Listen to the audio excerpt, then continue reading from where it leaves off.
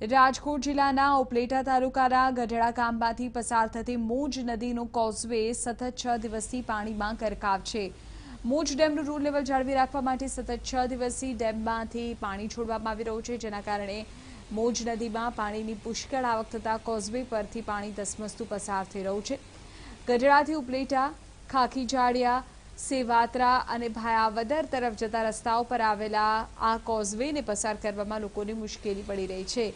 લોકો અને વાહન ચાલકો જીવના જોખમે આ કોઝવે પરથી પસાર થવા મજબૂર બન્યા છે। એટલું જ નહીં, ઇમરજન્સી સમયે એમ્બ્યુલન્સ કે એસટી બસ પણ કોઝવે પરથી જઈ શકતી નથી। ગામ લોકોએ અનેકવાર તંત્રને કોઝવેનું લેવલ ઊંચું લાવવાની રજૂઆત કરી, પરંતુ હજુ સુધી કામ નથી થયું। અમારા મોજ નદીનો ભાટો છે એ આવક જાવક અને 8-10 દિવસ બધું બંધ રહે છે। એ અમને બહુ તકલીફ પડે છે અને તમે તાત્કાલિક આ પુલ બનાવવામાં આપો, ગમે સહાય કરો। કદાચ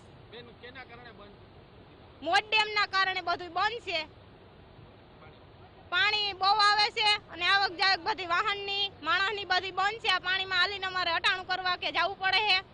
100 દિવસથી મોજ ડેમના દરવાજા ખુલ્લા હોય, જેને કારણે આજે ગઢડા ગામનો જે મુખ્ય રસ્તો કોઝવે આવેલ છે તે પાણીમાં ગરકાવ થઈ ગયેલ છે, જેને કારણે ગામ લોકોને આ કોઝવેમાંથી પસાર થવા માટે ખૂબ મુશ્કેલી ભોગવવી પડે છે।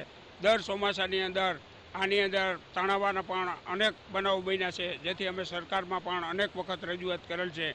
જો આ ચેકડેમ કોઝવે 5 ફૂટ ઊંચો કરવામાં આવે તો અમારા ગામનો કાયમીને માટે પ્રશ્ન હલ થઈ શકે તેમ છે।